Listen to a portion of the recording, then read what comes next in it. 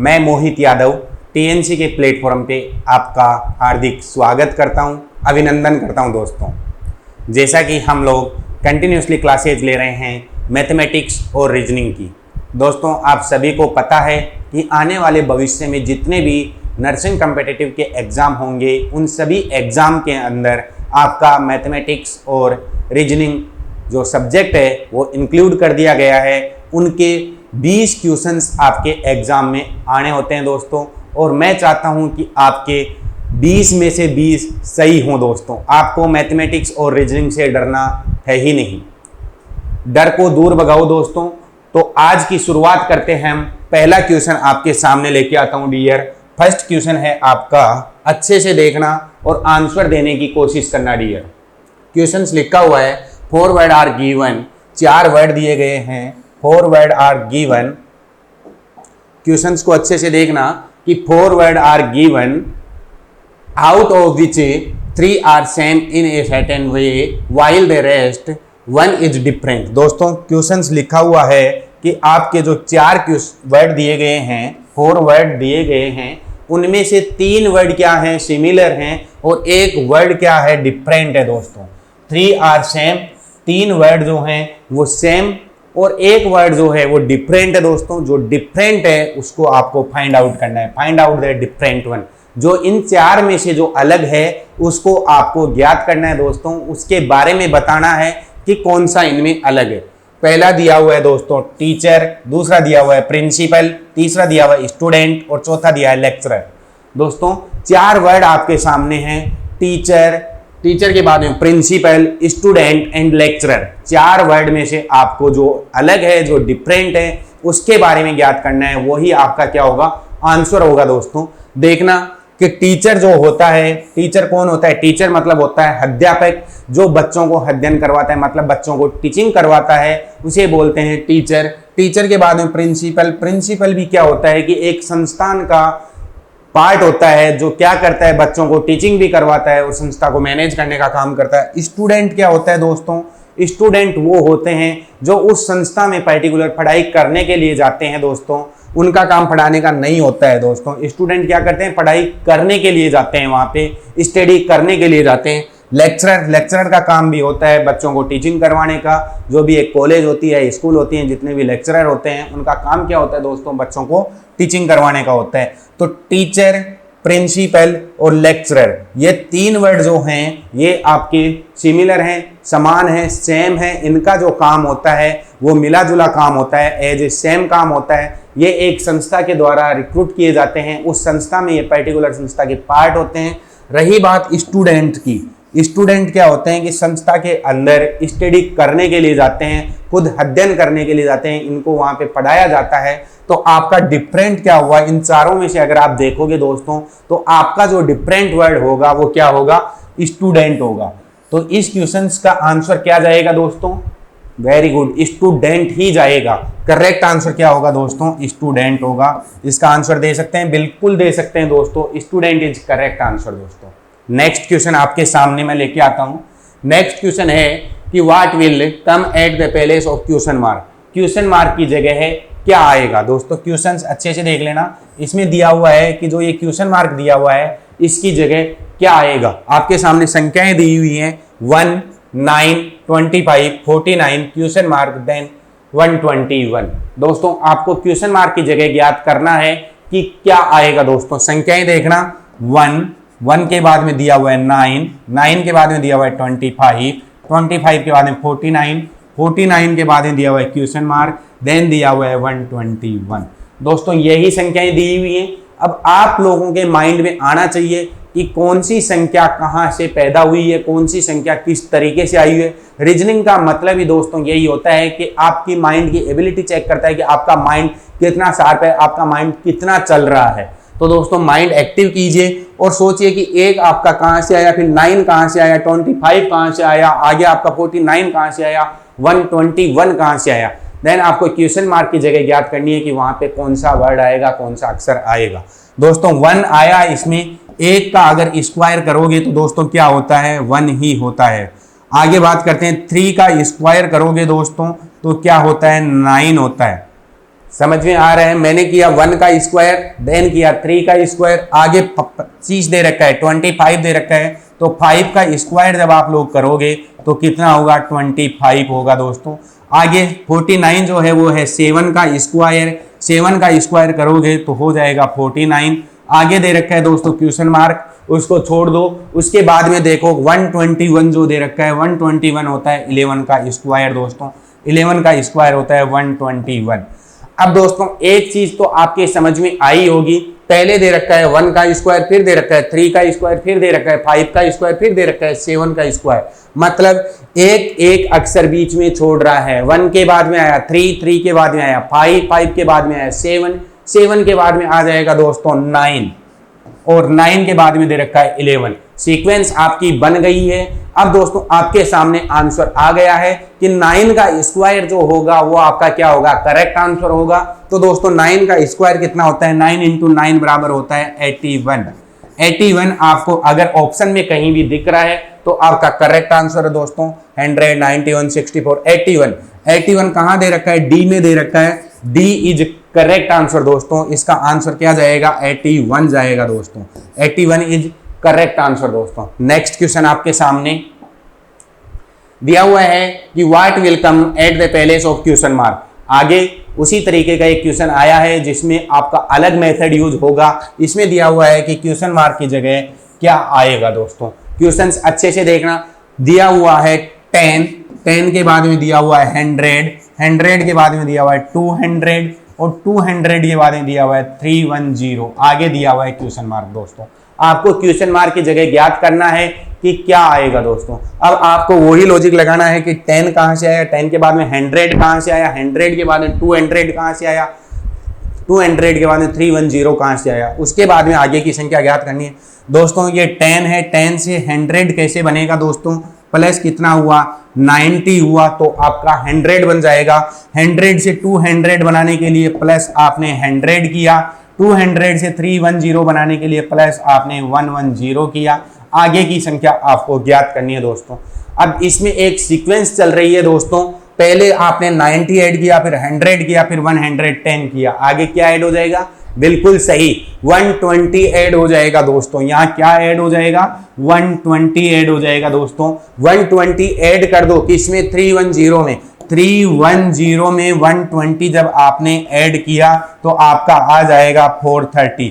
430 आपको कहीं पर भी दिख रहा है तो वो आपका करेक्ट आंसर होगा। यहाँ क्या आएगा दोस्तों?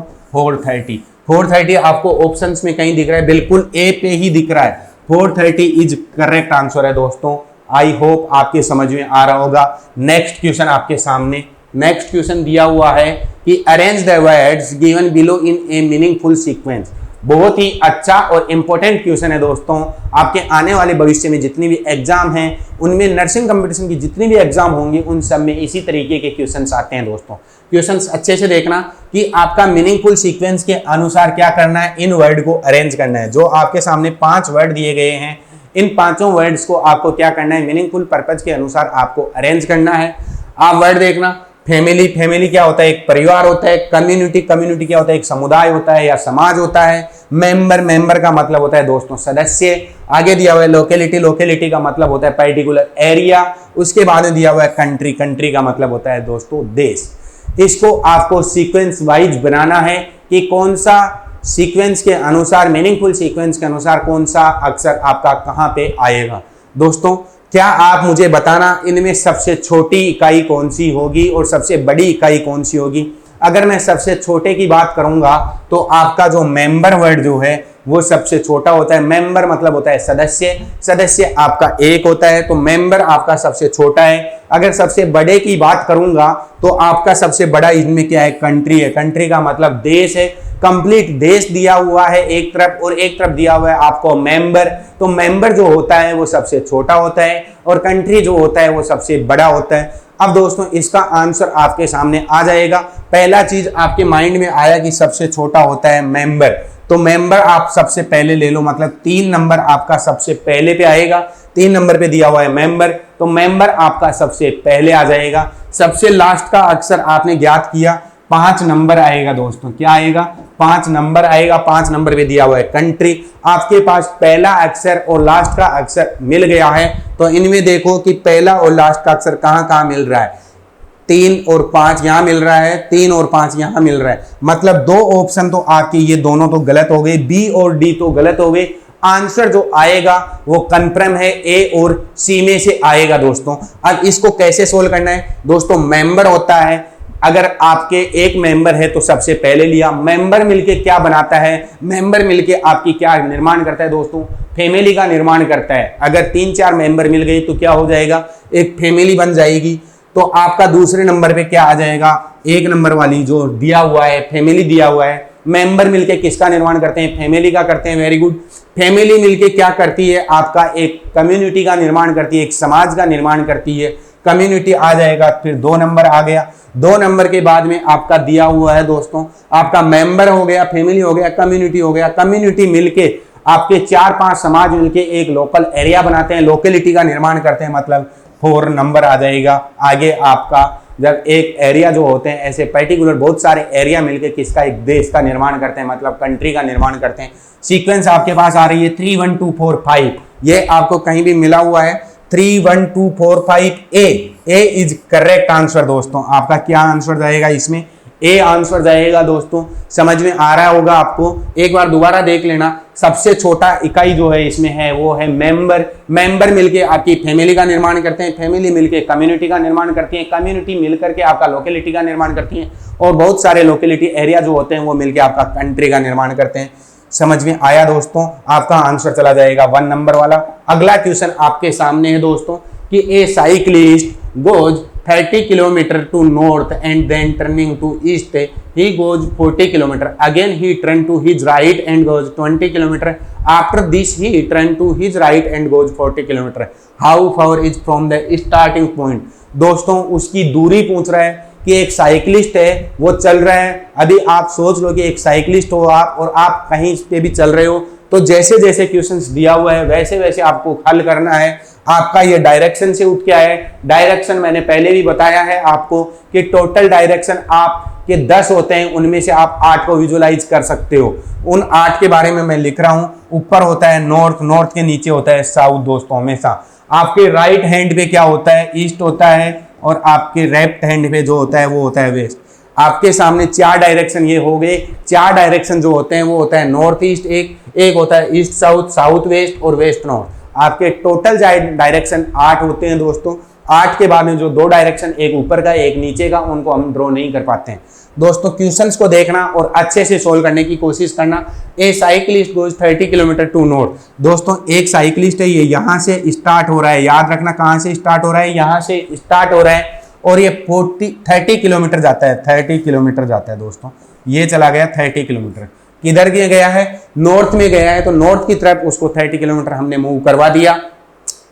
आगे वो टर्न ले रहा है, किधर टर्न ले रहा है, ईस्ट में। कहां दोस्तों, अच्छे से देखना क्वेश्चंस को, कहां टर्न ले रहा है, ईस्ट में ले रहा है, और ईस्ट में उसको टर्न करवा के कितना चल रहा है, 40 किलोमीटर चल रहा है दोस्तों। ईस्ट में उसको टर्न करवाया आपने और 40 किलोमीटर चलवा दिया दोस्तों। जब ईस्ट में टर्न लेने के बाद में 40 किलोमीटर चला गया, आगे दिया हुआ है कि again he turn to his right. उसने किधर टर्न लिया है, राइट में लिया है दोस्तों। हमेशा ऐसे क्वेश्चंस जब आते हैं तो ध्यान रखना कि कोई भी इंसान अगर ईस्ट में जा रहा है तो उसका राइट जो होता है वो नीचे की तरफ होता है, और लेफ्ट जो होता है वो ऊपर की तरफ होता है। तो ये नीचे की तरफ मतलब साउथ में टर्न लिया, और कितना चला, वो 20 किलोमीटर। ये चला आपका 20 किलोमीटर। यहाँ तक क्या आ गया, 20 किलोमीटर आ गया दोस्तों। जब ये 20 किलोमीटर चल लिया, आगे दिया हुआ कि after this he turn to his right. फिर उसने राइट में टर्न लिया है दोस्तों। जब इंसान साउथ में चल रहा होता है तो उसका जो राइट पार्ट होता है वो होता है वेस्ट की तरफ, और लेफ्ट पार्ट होता है उसका आपका ईस्ट की तरफ। तो अब ये 40 किलोमीटर फिर चल रहा है, तो मतलब किधर चलेगा, वेस्ट की तरफ चलेगा। इसका ये 40 किलोमीटर आ गया। ये कितना आ गया, 40 किलोमीटर आ गया। अब आपका पूछ रहा है कि how is for is from his starting point. Starting point से वो कितनी दूरी पे खड़ा है दोस्तों। आपका क्वेश्चन केवल इतना पूछना चाह रहा है। आपको देखना होगा कि 30 किलोमीटर चला, फिर 40 चला, फिर 20 चला, फिर 40 चला, और वापस कहाँ आ गया, यहाँ पे आ गया। अब आपको जो दूरी ज्ञात करनी है वो यहाँ से लेके यहाँ तक की ज्ञात करनी है। कि वो अपने स्टार्टिंग पॉइंट से कितनी डिस्टेंस पे खड़ा है दोस्तों, आपको वो चीज़ ज्ञात करनी है। तो आप एक चीज़ नोट किए होंगे कि ये 20 किलोमीटर था और ये 40 से 40 तो वैसे ही चला गया। जब 30 में से 20 निकाल दोगे तो आपका आंसर आ जाएगा दोस्तों। इसकी डिस्टेंस ये टोटल 30 थी, जब ये वापस आया तो ये 20 पे आके अटक गया, मतलब आपका आंसर क्या जाएगा 30 माइनस 20 आपका जो आएगा वो करेक्ट आंसर होगा। 30 माइनस 20 बराबर 10 किलोमीटर। वो अपने स्टार्टिंग पॉइंट यहाँ से यहाँ तक की जो दूरी है वो क्या होगी 10 किलोमीटर होगी दोस्तों। आई होप आपके समझ में आ रहा होगा। अगर 10 किलोमीटर कहीं आंसर दिया हुआ है डी इज करेक्ट आंसर दोस्तों। 10 किलोमीटर की उसकी क्या है डिस्टेंस पे वो खड़ा है साइक्लिस्ट। अगला क्वेश्चन दिया हुआ है कि choose the word which is different from the rest. आपके 4 वर्ड दिए गए हैं, 4 में से 3 समान हैं और आपका एक डिफरेंट है। जो डिफरेंट है उसको आपको ज्ञात करना है दोस्तों। पहला पॉइंट है बाजरा। पहला पॉइंट क्या है बाजरा, दूसरा है मस्टर्ड, तीसरा है राइस और चौथा है व्हीट। आपका इनमें से देखना है कि कौन 3 समान है और कौन सा एक असमान है, डिफरेंट है दोस्तों। बाजरा आपका क्या काम आता है, खाने के काम आता है। और बाजरे का एक मैं क्वेश्चन बता देता हूं कि बाजरा आपका सबसे ज्यादा जो उगाया जाता है वो राजस्थान में उगाया जाता है दोस्तों। बाजरा जो हो गया, बाजरा आपके खाने के काम में आता है। अरे जब राजस्थान जाओगे तो आप बाजरे की रोटी जरूर खाना। बाजरा आपका पहला चीज हो गया कि आपका क्या है प्रोटीन है, ये सभी आपके न्यूट्रिएंट्स हैं, लेकिन इनमें आपको देखना है कि कौन सा अलग है और कौन सा अलग 3 से डिफरेंट है दोस्तों। बाजरा है आपका, बाजरा के बाद में मस्टर्ड दिया हुआ है। बाजरा आपका क्या है, बाजरा जो होता है आपका खाने के काम में आता है। मस्टर्ड आपका क्या है ऑयल है, ऑयल के रूप में ये खाया जाता है दोस्तों। मस्टर्ड क्या होता है ऑयल होता है। मस्टर्ड मतलब होती है सरसों, सरसों या राई जो होती है आपकी मस्टर्ड होता है। मस्टर्ड का मतलब होता है हिंदी में सरसों। सरसों आपके खाने के काम में आती है। किस तरीके से ऑयली फॉर्म में आपका ये क्या है मस्टर्ड जो होता है वो ऑयल फॉर्म में आ जाता है, मतलब आपका लिपिड्स होता है ये। इसके बाद में दे रखा है राइस। राइस आपके क्या होते हैं चावल। चावल आपके क्या किए जाते हैं खाए जाते हैं, खाने के काम में लिया जाता है। उबाल के ले लो या उसका भी चपाती बना के ले लो। व्हीट जो होता है मतलब गेहूं। गेहूं भी आपका क्या होता है दोस्तों खाने के काम में आता है दोस्तों। अब मुझे एक चीज बताना, बाजरा जो हुआ, राइस जो हुआ, व्हीट जो हुआ, ये तीनों किसके एग्जाम्पल हैं कार्बोहाइड्रेट के एग्जाम्पल है। और आपका मस्टर्ड जो है वो किसका है लिपिड्स का एग्जाम्पल है, ऑयली फॉर्म में होता है। इन चारों में से आपका जो ऑयली फॉर्म है वो क्या है मस्टर्ड है। तो आपका साफ साफ नजर आ रहा है कि इन चारों में से जो डिफरेंट वर्ड होगा वो क्या होगा मस्टर्ड होगा। मस्टर्ड इज करेक्ट आंसर होगा दोस्तों। इसका आंसर आपको मिल गया। आई होप समझ में आया होगा। नेक्स्ट क्वेश्चन आपके सामने, नेक्स्ट क्वेश्चन दिया हुआ है दोस्तों कि फाइंड नेक्स्ट नंबर। आपको क्वेश्चन मार्क की जगह का नंबर ज्ञात करना है। 5 संख्याएं हैं, उनमें से 4 संख्या आपके सामने दी हुई हैं और अगली संख्या आपको पूछिए। ऐसा क्वेश्चन कैसे सोल्व किया जाता है दोस्तों। पहला दिया हुआ है 125, उसके बाद में 80, 80 के बाद में 45, 45 के बाद में 20, देन क्वेश्चन मार्क दोस्तों। ऐसे क्वेश्चंस को सोल्व करने के लिए आपको वही माइंड एक्टिव करना है। और माइंड एक्टिव ऐसा करना है कि 125 से 80 आया तो कैसे आया, 80 से 45 कैसे आया, 45 से 20 कैसे आया, और अगली संख्या आपकी क्या होगी दोस्तों। 125 से 80 आपका आया, माइनस कितना किया, माइनस किया 45 दोस्तों। तब आपका क्या बना 80 बना। 80 में से आपने माइनस किया 35 तो आपका क्या बना दोस्तों 45 बना। 45 में से आपने माइनस किया दोस्तों कितना 25 तो आपका 20 बना। इसी क्रम में आगे क्या माइनस होगा दोस्तों, सीक्वेंस देखना। पहले आपने 45 माइनस किया है, फिर आपने 35 किया है, फिर 25 किया है। Very good. आगे माइनस क्या होगा -15। 10-10 का अंतर आ रहा था, उसी क्रम संख्या को हम लोगों ने आगे बढ़ाया तो उसी संख्या में आया कि आपने -15 किया। जब 20 में से -15 चला गया तो आपके सामने संख्या बचेगी 5। 5 इज करेक्ट आंसर दोस्तों। आपका 20 में से जब 15 चला जाता है तो आपका 5 बचता है। अगर आपको 5 कहीं दिख रहा है तो आपका करेक्ट आंसर होगा ए इज करेक्ट आंसर दोस्तों। 5 इज करेक्ट आंसर आपका आ गया।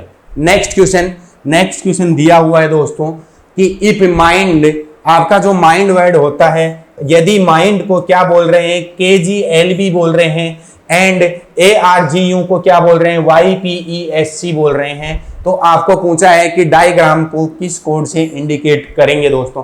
बहुत ही अच्छा क्वेश्चन है, आपके सामने जितने भी एग्जाम होंगे उन एग्जाम में ऐसा क्वेश्चन एज इट इज आपको देखने के लिए मिल सकता है। तो दोस्तों देखना कि जो माइंड जो वर्ड है, माइंड को क्या बोला है, इसने माइंड को बोला है आपको KGLB, KGLB। आगे दिया हुआ है आपका ARGUE। आर्ग्यू को आपको क्या बोला है दोस्तों, इसको बोला है YPESC। आपको आगे पूछा है कि डायग्राम को क्या बोलेंगे, DIAGRAM। डायग्राम को आप क्या बोलोगे दोस्तों। बहुत ही अच्छा क्वेश्चन है।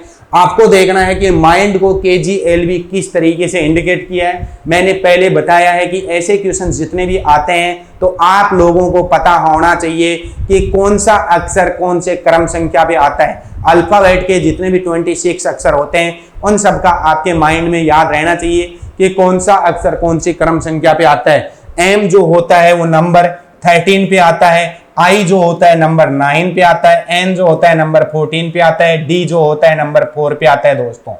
अच्छे से याद रखना। इसका मैं अलग से आपको एक वीडियो बना के दे दूंगा अल्फाबेट का, बहुत ही अच्छा और बहुत ही सुंदर वीडियो मैं आपके लिए बनाऊंगा दोस्तों, टाइम मिलने दो अभी।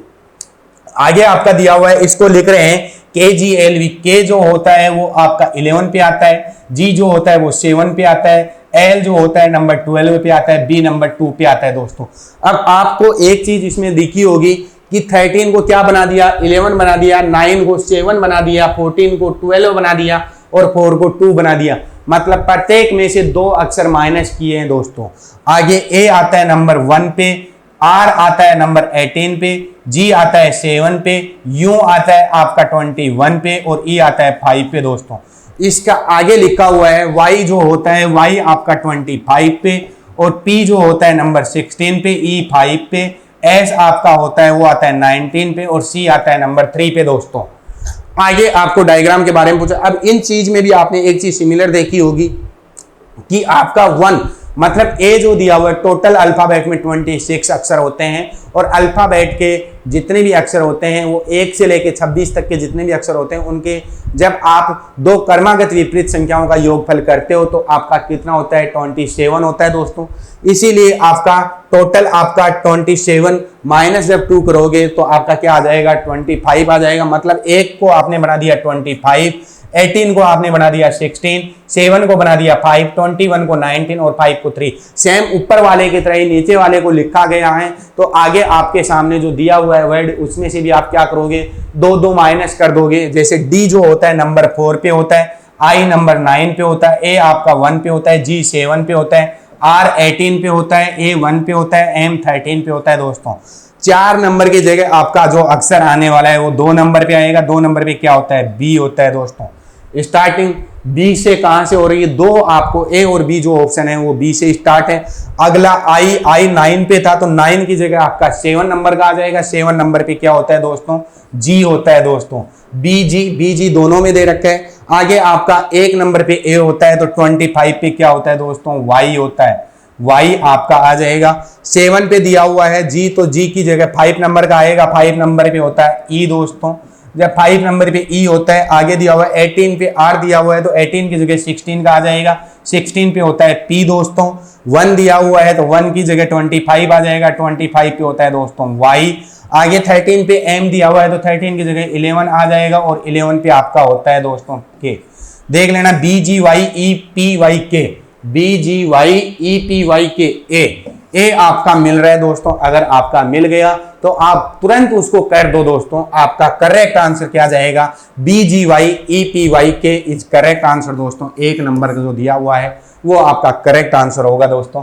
अगला क्वेश्चन दिया हुआ है दोस्तों कि Ramesh rank 13 in the class of 33 student. दोस्तों बहुत ही अच्छा क्वेश्चन है आपका।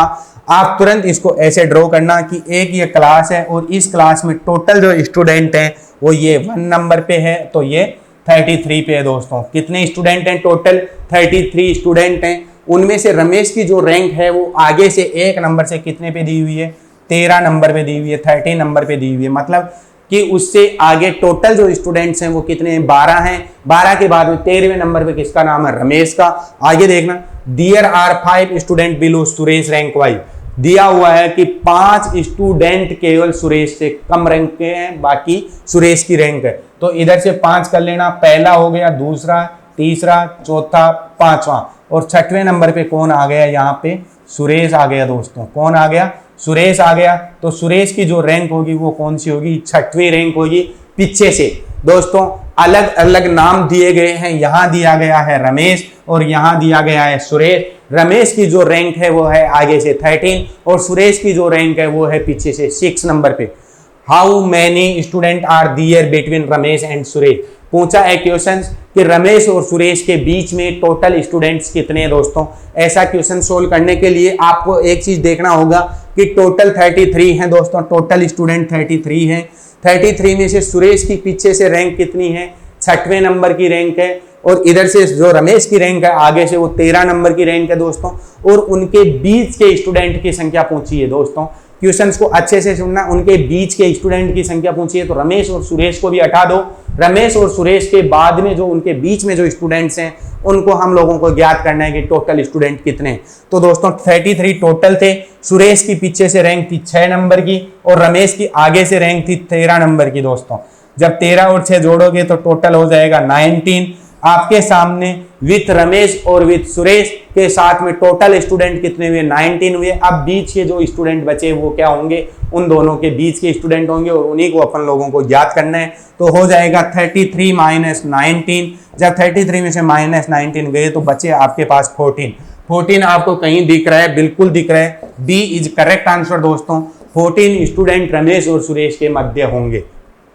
अगला क्वेश्चन दोस्तों, अगला क्वेश्चन दिया हुआ है कि a man is 24 year older than his son. बहुत ही अच्छा क्वेश्चन है दोस्तों। आपके सामने दिया हुआ है कि एक सन है और एक उसका फादर है। जो फादर है उसकी एज सन से 24 ईयर्स ज्यादा है दोस्तों। आगे दिया हुआ है in 2 years his age will be twice the age of his son. After 2 year, 2 साल के बाद में बच्चे की एज की 2 गुना एज हो जाती है किसकी दोस्तों, पिताजी की एज जो होती है वो क्या हो जाती है, ट्वाइस हो जाती है। ट्वाइस का मतलब होता है 2 गुना। तो the present age of his son is, पूछ रहा है क्वेश्चन कि आपको प्रेजेंट एज याद करनी है किसकी, सन की। ऐसे क्वेश्चंस को आपको करना है दोस्तों। तो जिसकी एज याद करनी है उसको क्या मान लो, एक्स मान लो। आपके सामने 2 वर्ड दिए गए हैं, सन दिया गया है और फादर दिया गया है दोस्तों। जो सन है उसकी एज हम लोग प्रेजेंट टाइम में एक्स मान लेते हैं, तो उसके पिताजी की एज हो जाएगी एक्स प्लस 24 दोस्तों। x प्लस 24 लिख दो, बिल्कुल लिख दूं दोस्तों। उतनी एज उसकी किसकी हो जाएगी, पिताजी की हो जाएगी। आफ्टर 2 ईयर जब बच्चे की एज देखेंगे तो बच्चे की एज हो जाएगी x प्लस का 2। लेकिन आगे दिया हुआ है कि उसके पिताजी की एज जो है वो कितनी हो जाएगी, बच्चे की 2 गुना हो जाएगी। आप लिख सकते हो कि उसकी क्या हो जाएगी, 2 गुना। बच्चे की एज हो गई थी x प्लस 2, तो x प्लस 2 की क्या हो जाएगी, 2 गुना हो जाएगी। या इसको लिख सकते हो जब फादर की एज आज के समय क्या है, x प्लस 24 है, तो आफ्टर 2 ईयर कितनी हो जाएगी, बराबर इसको लिख सकते हो x प्लस 24 प्लस 2। लिख दूं दोस्तों, बिल्कुल लिख दूं। आपके सामने दिया हुआ है कि x प्लस 2 जो बच्चे की एज थी वो कितनी हो जाएगी, फादर की एज उसकी 2 गुना हो जाएगी। और आगे दिया हुआ है कि x प्लस 24 आप लोगों के सामने आज की एज दे रखी है, तो आफ्टर 2 ईयर्स एज क्या हो जाएगी, x प्लस 24 प्लस 2। आपके सामने समीकरण बन गया है दोस्तों, ये वाला समीकरण बन गया है। आप इस समीकरण को सोल्व आउट कर लो, आपके सामने आंसर आ जाएगा। प्रेजेंट एज आपने बच्चे की क्या मानी है, x मानी है। x का मान आप ज्ञात कर लो तो आपके सामने बच्चे की प्रेजेंट एज आ जाएगी दोस्तों। अच्छे से देखना, तो 2x हो जाएगा ये, तो 2x प्लस का 2 इंटू 2 कितना हो जाएगा, 4 हो जाएगा। बराबर में दे रखा है x प्लस 24 प्लस 2 आपका 26 हो जाएगा। समीकरण आपके सामने बन के आ रहा है कि 2x प्लस का 4 बराबर x प्लस 26। जब इस x को इधर लाएंगे तो ये हो जाएगा 2x माइनस का, इधर आते माइनस हो जाएगा तो माइनस x बराबर इधर 26 है आपका। जब ये 4 उठ के उधर जाएगा तो माइनस का हो जाएगा -4। तो आपका 2x में से x गया तो x बराबर 26 में से 4 गया तो 22। x बराबर 22 आपके सामने आया है दोस्तों। और x बराबर आपने प्रेजेंट एज मानी है किसकी, सन की। आपके सामने x बराबर 22 आया है और क्वेश्चन पूछ रहा है present age of his son. आपने प्रेजेंट एज मानी थी x किसकी, सन की, और सन की एज ही आपको पूछी है, तो 22 ईयर इज करेक्ट आंसर दोस्तों। आई होप आपके समझ में आ रहा होगा। इसको बिल्कुल शॉर्ट तरीके से और बता देता हूं। जब बच्चे की एज आपने 22 मानी है अभी, तो फादर की एज हो जाएगी x प्लस 24, मतलब 22 प्लस 24 आपका कितना हो जाएगा, 46 हो जाएगा। 46 के बाद में जब 2 साल के बाद में देख रहे हो कि बच्चे की एज की 2 गुना हो जाती है, तो 2 साल के बाद में बच्चे की एज हो जाएगी x प्लस 2 तो 22 और 2 24 हो जाएगी। और इधर में देखोगे तो 46 प्लस 2 आपकी कितनी हो जाएगी, 48 हो जाएगी। आपको देख रहा होगा 24 की डबल होती है 48, 24 इंटू 2 करोगे, डबल करोगे तो होता है 48। आपका करेक्ट आंसर क्या आया दोस्तों, 22 आया है। मैंने सत्यापित कर दिया है। आज के लिए इतना ही काफ़ी है दोस्तों। बहुत क्लास ले ली आज के लिए, आप लोग भी थक गए होंगे दोस्तों। बहुत बहुत धन्यवाद आपको, थैंक यू। आपका प्यार और सपोर्ट यूं ही बनाए रखिएगा दोस्तों। टीएनसी का जिस भी भाई लोग ने या किसी भी स्टूडेंट ने आपने अभी तक डाउनलोड नहीं किया है, तो टीएनसी का एप्लीकेशन डाउनलोड कर लीजिएगा। आपका कीमती समय देने के लिए बहुत सारा धन्यवाद। आपका जो टीएनसी का ऐप होता है वो कैसे डाउनलोड करना है, कि आपको डाउनलोड गूगल प्ले पे जाना है। गूगल प्ले पे जाके आपको क्या करना है, टीएनसी का एप्लीकेशन डाउनलोड करना है। मेरी रेगुलर क्लासेज वहां आपको देखने के लिए मिल जाएंगी दोस्तों। थैंक यू, बाय बाय दोस्तों।